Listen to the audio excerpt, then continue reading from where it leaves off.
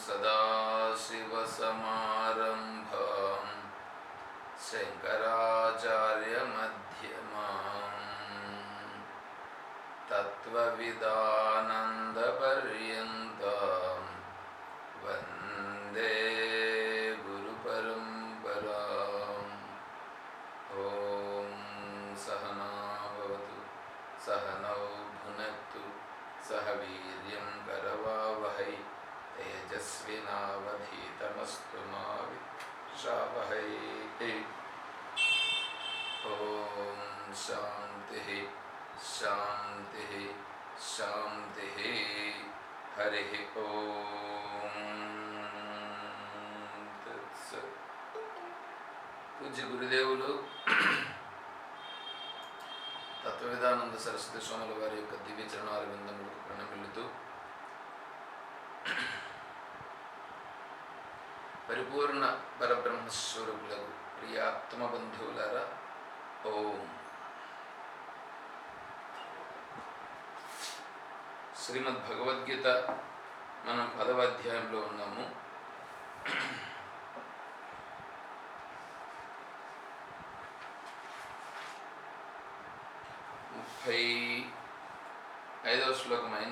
ఐదవ శ్లోకంలో ఉన్నాము. బృహత్సామ తథా సామ్నాం గాయత్రీ ఛందసామహం మాసానాం మార్గశీర్షోహం ఋతూనాం కుసుమాకరః.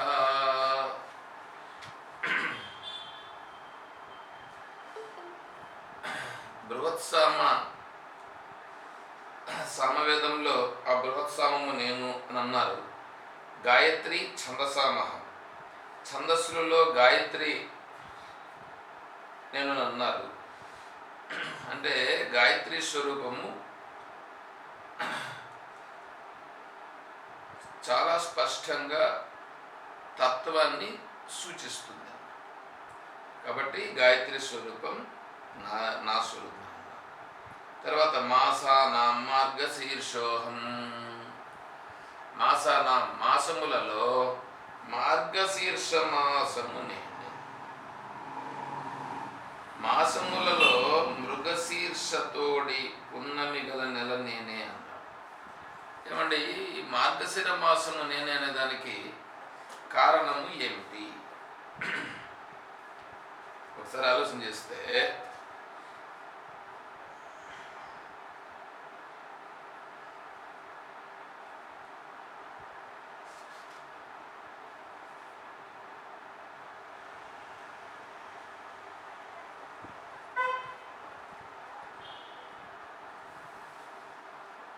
యాక్చువల్గా ఈ మార్గశీర్ష మాసంలో కొంతమంది ఏమన్నారంటే గీతా జయంతి మార్గశీర్ష మాసంలో వస్తుంది, అందువలన మార్గశీర్ష మాసము నేను అని భగవంతుడు చెప్పినారు అన్నట్లుగా కొంతమంది చెప్పారు. కానీ అట్లా అనుకుంటే శ్రీకృష్ణ పరమాత్మ జన్మించిన నెలనే చెప్పిండొచ్చు, లేదా ఇంకా వేరే ఏదన్నా చెప్పి ఉండొచ్చు. కానీ అలా చెప్పలేదు. అట్లా కాదు అర్థం. అక్కడ ఈ మార్గశీర్ష మాసము మీరు అప్పటికి వర్షాలు ఏమవుతుందంటే వర్షాలు తగ్గుతాయి, ఎండలు ఉన్నాయా లేవా అంటే ఉంటాయి. అయితే వర్షము లేదు, పోనీ ఎండలు ఏమన్నా ఎక్కువగా ఉన్నాయా? లేదు.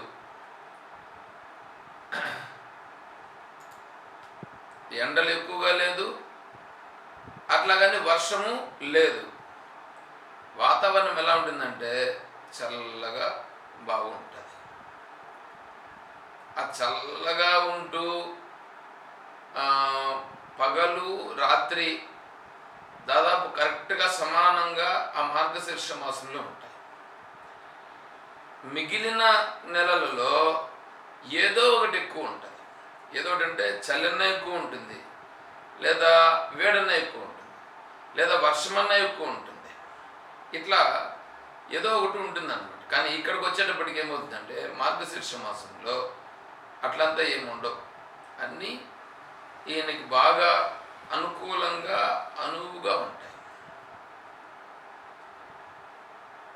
భారత యుద్ధము జరిగేదానికి సమయమును చూచినప్పుడు ఈ ఈ నెలలో అయితే అటు వర్షము ఉండదు, ఇటు ఎండ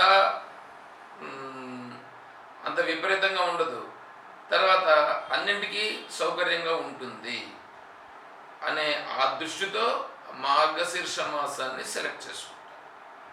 ఏదైనా మనం ఒక కార్యక్రమాన్ని తలపెడితే కూడా ఆ కార్యక్రమం నిర్విఘ్నంగా కొనసాగాలంటే వాతావరణం సహకరించాలి కదా. కాబట్టి అటువంటి వాతావరణం సహకరిస్తుంది కాబట్టి మార్గశీర్ష మాసము అన్నింటికీ అన్ని విధముల సరిపోతుంది. ఆ తర్వాత ఋతువునాం కుసుమాకర. ఇక్కడేమో మాసం చెప్పాడు, అక్కడికి వచ్చేటప్పటికి ఋతువు చెప్తున్నాడు. ఋతువు కుసుమాకర అంటే వసంత ఋతువు. వసంత ఋతువులో ఈ శిశిర ఋతువు వచ్చేటప్పటికి ఏమవుతుందంటే అన్ని చెట్లలో ఉండే ఆకులు అవన్నీ రాలిపోతాయి. ప్రతి చెట్టులోనూ ఆకులన్నీ రాలిపోయి ఉంటాయి. ఈ వసంత ఋతువు మొదలవుతుంది. వసంత ఋతువు మొదలయ్యే లోపల ప్రతి చెట్టు ఏమవుతుందంటే కొత్తగా ఎగిరిస్తుంది. కొత్తగా ఎగిరించి చూడ్డానికి ఎంత సున్నితంగా ఉంటుందంటే అంత సున్నితంగా ఉంటుంది, చాలా ఆకర్షణీయంగా ఉంటుంది.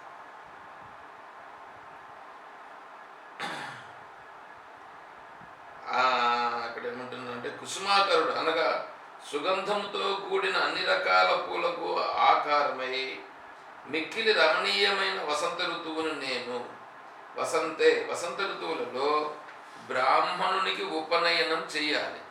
వసంత ఋతువులో బ్రాహ్మణుడు అగ్న్యాధానం చేయాలి. ప్రతి ఒక్క వసంతంలో జ్యోతిష్ నామక యజ్ఞం చెయ్యాలి. దాన్ని వసంతంలోనే ఆరంభించాలి. వసంతమే బ్రాహ్మణుని ఋతువు అను మొదలగు శాస్త్ర ప్రసిద్ధములకు వసంత ఋతువును నేను అయి ఉన్నాను.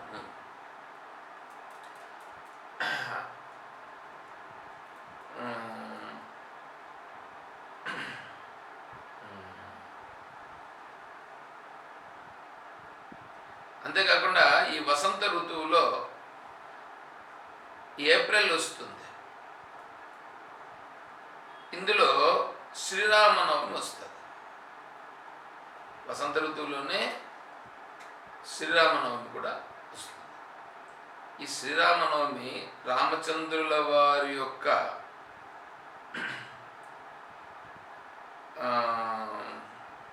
రామచంద్రుల వారు ఆదర్శ పురుషులు కాబట్టి ఆ ఆదర్శ పురుషుడైనటువంటి శ్రీరామచంద్రుల వారి యొక్క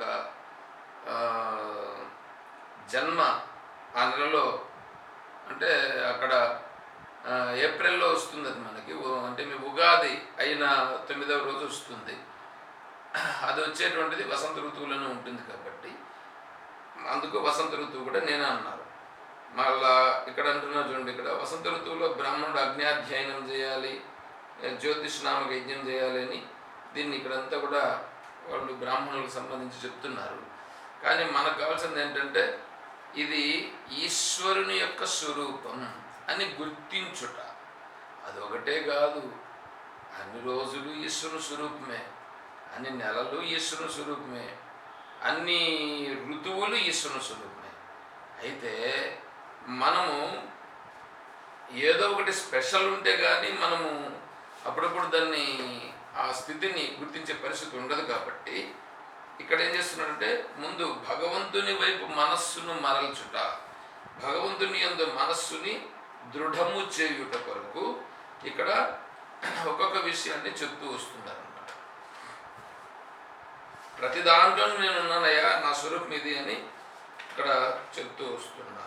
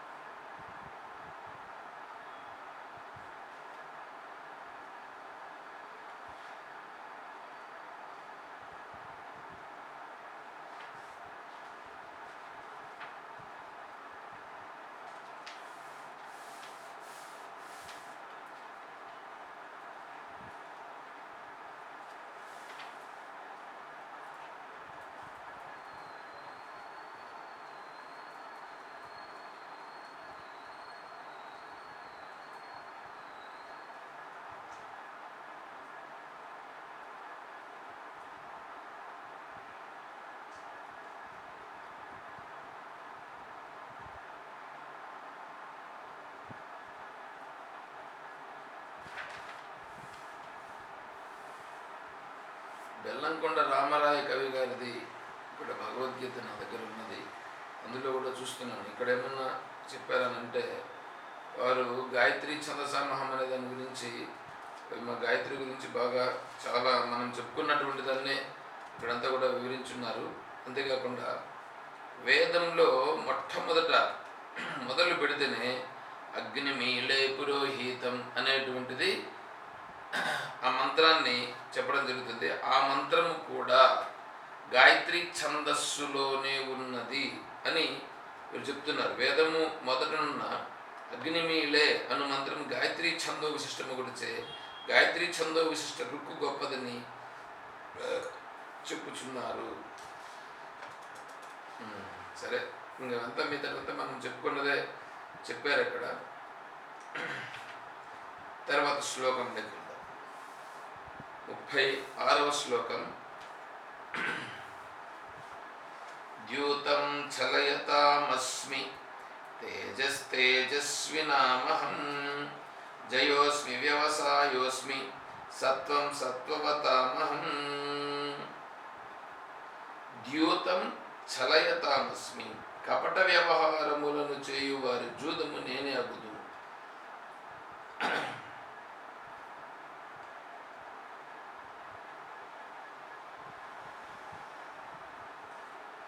ఈ జూదము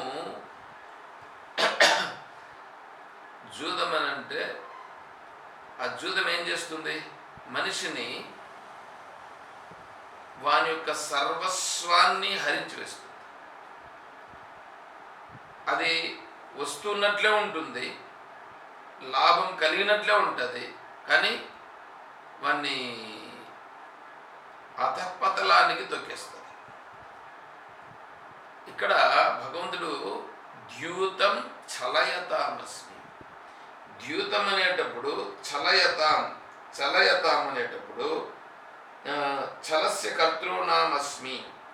చలస్య అంటే చలింపజేసి వాడిని అక్కడి నుంచి లేకుండా పతనం చేసేటువంటి. ఇప్పుడు ప్రతి ఒక్కరికి కర్మ ఉంటుంది. ఆ కర్మ ఏం చేస్తుందంటే, కర్మ యొక్క ప్రభావము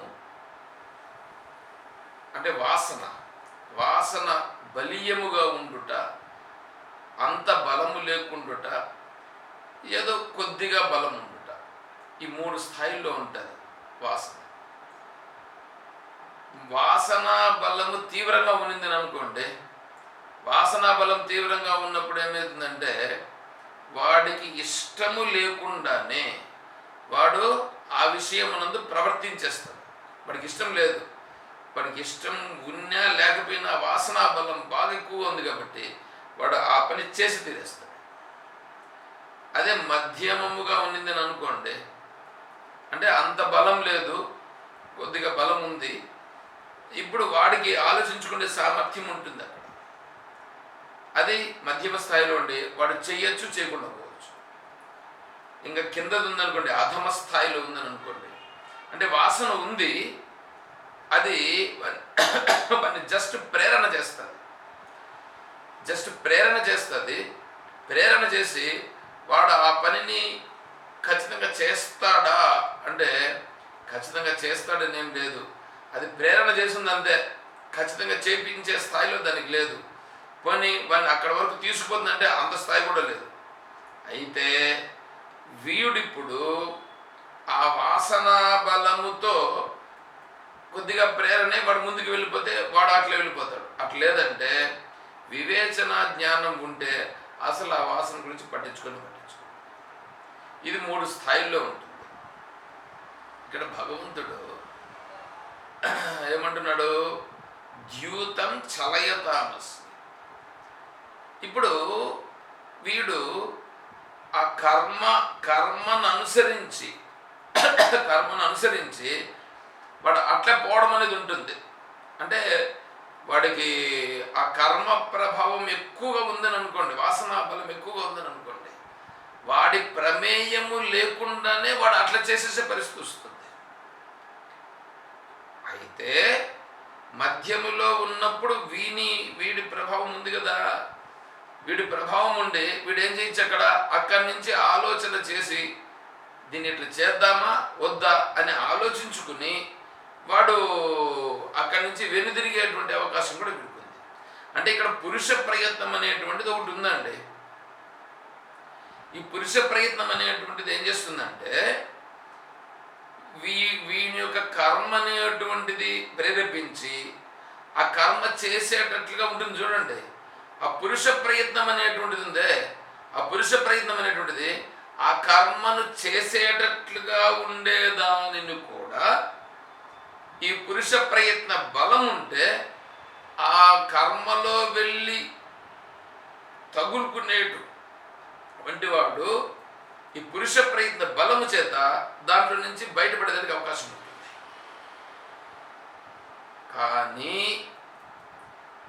వాడికి ఆ అవకాశం లేకుండా ఆ వాసనా బలము తీవ్రం ఉంది. చూడండి, వాసనా బలం తీవ్రం ఏం చేస్తుందంటే వాడిని అట్లా లాక్కొని వెళ్ళిపోతుంది. వీడికి పురుష ప్రయత్నము చేద్దామనే అంత పరిస్థితి కూడా అవకాశం వాడికి ఉండదు, అంత అవకాశం కూడా ఉండదు. ఇప్పుడు ఆ వాసనా బలము వాడికి పురుష ప్రయత్నము మనం చేద్దామా వద్దా, ఇట్లే ఉండాలన్నా ఇట్లా పోవాలన్నా అనే అంత పరిస్థితి కూడా లేకుండా వాడు అట్లే వెళ్ళిపోతాడు. అంటే వాని యొక్క పరిస్థితి ఎట్లుంటుంది, ఎవరి పరిస్థితి, ఈ వాసనా బలం ఉండేవాడి యొక్క పరిస్థితి ఎట్లుంటుందనంటే, ఒక దెయ్యము ఆవేశించిన వాడి యొక్క మానసిక పరిస్థితి, వాడి యొక్క స్వయం ప్రతిపత్తి అనేది లేకుండా వాని శరీరము ద్వారా మాట్లాడుతున్నది ఆ దెయ్యము భూతము అదేదో ఆవేశించినటువంటిది మాట్లాడుతూ ఉంటుంది. అలా ఆవేశించినటువంటిది మాట్లాడుతూ దాని ప్రభావం చూపించినట్లుగా వీడి యొక్క ప్రభావం అనేటువంటిది ఏమీ లేకుండా దానికి లోపడిపోయి అట్లా చేస్తుంటాడు. ఇప్పుడు ధర్మరాజు గారు అక్కడ పాచికలను ఆడలనా వద్దా, పాచికలను ఆడలనా వద్దా అనేటువంటి దాన్ని తీసుకుంటే, మొదట్లో అంటే రాజుగా వాళ్ళు పిలిచినారు కాబట్టి, రాజుని పిలిచినాడు కాబట్టి, రాజుగా ఉండేటువంటి వాళ్ళని పిలిచినప్పుడు మనం దానిని అంగీకరించాలి కాబట్టి పోయినామని ఈయన ధర్మశాస్త్రాల ప్రకారంగా చెప్తూ వస్తాడు. బాగానే ఉంది, అంతవరకు బాగానే ఉంది. ఒకటోసారి ఓడిపోయినాడు, అంతా అయింది. దానికి మళ్ళా ఆయన ధృతరాష్ట్ర మహారాజు గారు ఈ ద్రౌపది కోరిన తరువాత, నైనా మీదంతా ఏమంతా వద్దు, దాన్ని అంతా విడిచిపెట్టేయండి, మీ రాజ్యాన్ని మీరు తీసుకొని మీరు బాగా ఉండండి అని చెప్తే అక్కడికి అయిపోయింది. వచ్చేస్తున్నారండి. వచ్చేస్తున్నటువంటి వాళ్ళు వచ్చేయచ్చుగా, అక్కడికి అయిపోయింది కదా. మళ్ళీ వెనక నుంచి శకుని పాచికలు వేసినట్లుగా శకుని ఏం చేస్తాడంటే వీళ్ళని రెచ్చగొడుతూ మాట్లాడితే ఆ రెచ్చగొట్టిన మాటలకు లోబడిపోవాల్సినంత అవసరం ఏమిటి? మామూలుగా ధర్మజ్ఞుడని, నీతిజ్ఞుడని, గొప్పవాడని ఈ చెప్పేటువంటి అంతటి గొప్ప ధర్మరాజు కూడా ఫస్ట్లో అంటే ధర్మబద్ధంగానే పోయినాడు, బాగానే ఉంది. తరువాత జరిగిన దానికి కర్త ఎవరు? అయిపోయింది కదా. ధృతరాష్ట్ర మహారాజు కూడా చెప్పేశారు, అక్కడికి అయిపోయింది కదా. అక్కడికి అయిపోయిన తర్వాత వచ్చేయచ్చు కదా.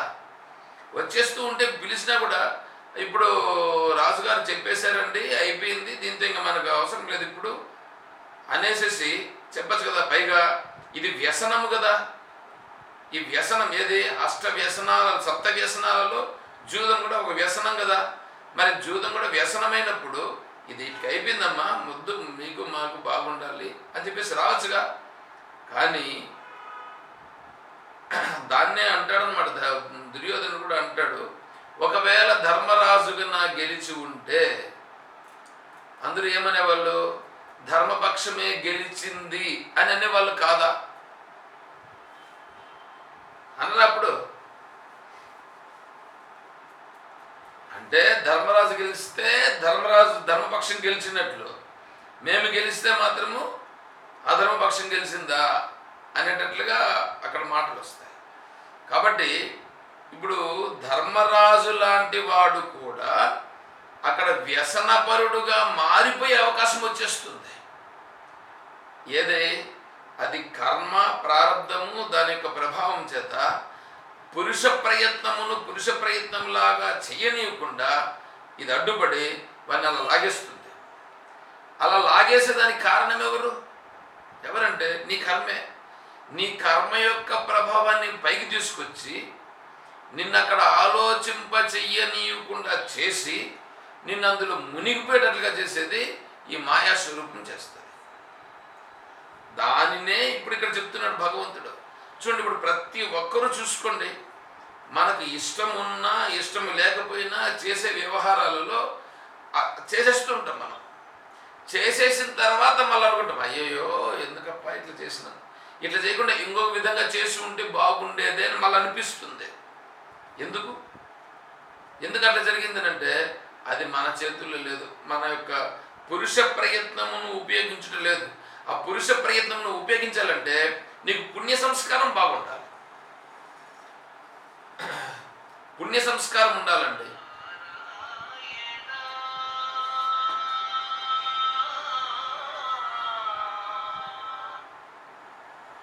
హలో రెడ్డి గారు.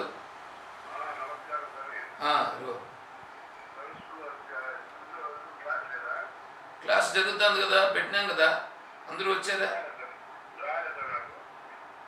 నీకు నెట్ ఆఫ్ చేసుకుని ఉంటావు చూడు. సరే నీకు పంపిస్తూ ఉండు. అట్లయితే మళ్ళీ లైన్లో ఉండట్లయితే ఒక నిమిషం.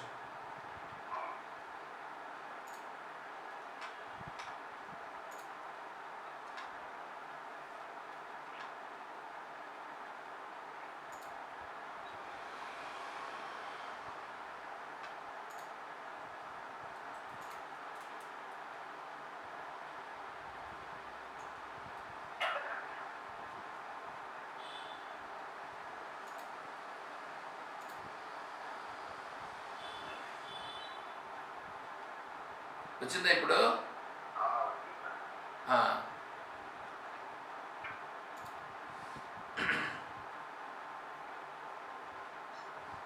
సరే, అంటే ఏంటి? నీకు పుణ్య ప్రభావం అనేటువంటిది ఉంటే ఆ పుణ్య ప్రభావం ఏం చేస్తుందంటే నిన్ను ఆలోచించుకునేటట్లుగా చేస్తుంది. పుణ్య ప్రభావము నిన్ను ఆలోచించుకునేటట్లుగా చేసి దీన్ని ఇట్ల పదామా వద్దా అనేటువంటి బుద్ధి సామర్థ్యాన్ని కలిగిస్తుంది. కలిగించి నిన్ను ఆ మార్గంలో నుంచి పురుష ప్రయత్నం చేత వద్దు మనం ఇట్లా పోదాం అనేటట్లు చేస్తుంది. కానీ మనము పూర్వకర్మ వాసన అలా ఉంటుంది. పూర్వకర్మ వాసన అలా ఉండగా ఇప్పుడు దానినే బాగా పట్టుకొని పెంచి పోషిస్తూ దాని మార్గంలోనే పోతూ ఉంటాం. కాబట్టి పూర్వకర్మ వాసన అలాగే ఉంది, ఇప్పుడు చేస్తూ ఉండేది కూడా అలాగే ఉంది. రెండింటి బలము ఎట్లుంటుందండి? ఇంకా వేగం మరీ తీవ్రంగా ఉంటుంది. అందువలన చూడండి, సకల జీవులు అందరూ మాయకు లోబడిపోయి వాళ్ళు మళ్ళీ జన్మలెత్తేదానికి కారణమైపోతున్నారు. అందుకే భగవంతుడు మనుష్యాణం సహస్రేషు కశ్చిద్ యతతి సిద్ధయే. ఎంతోమంది, ఎన్నో వేల మందిలో ఒకానొకడు ప్రయత్నం చేస్తాడు. ఎందుకు అందరూ ప్రయత్నం చేయొచ్చు కదా? ప్రయత్నం చేయరు. కారణం ఏంటంటే ప్రతి ఒక్కరూ వాడి కర్మను అనుసరించి ఆ కర్మకు లోబడిపోతున్నాడు. ఆ కర్మకు లోబడిపోయి ఆ కర్మానుసారంగానే వీడు వెళ్ళిపోతున్నాడు, కానీ వీడు ప్రయత్నం చేయట్లేదు. అందుకనే ఇక్కడ మనం ఏం చేయాలంటే చూడండి, పుణ్య సంస్కారం బాగుండాలి. ఒకవేళ పుణ్య సంస్కారం ఉందో లేదో దాన్ని వారగా పెట్టండి. పుణ్య సంస్కారం ఉందో లేదో దాన్ని వారగా పెట్టు. ఇప్పుడు పుణ్యం చేసుకుందాం ఒకటి.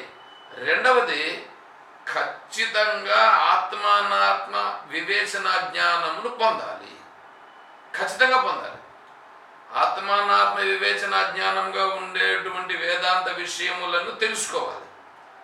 కేవలం ఏదో నామకే వాస్తేగా చెప్పేటువంటివి, ఎంతసేపు అయినా కర్మను గురించి చెప్పేటువంటి శాస్త్రాల్లో పడిపోయి ఆ కర్మశాస్త్రాల్లో పడిపోయి దాంట్లో మునిగిపోయే దానివల్ల ఏమవుతుందంటే మనము ఇంకా ఆ వాసన బలం ఇంకా పెరుగుతుందే కానీ అందులో నుంచి బయటపడేటువంటి విధానం మనకు పెరగదు.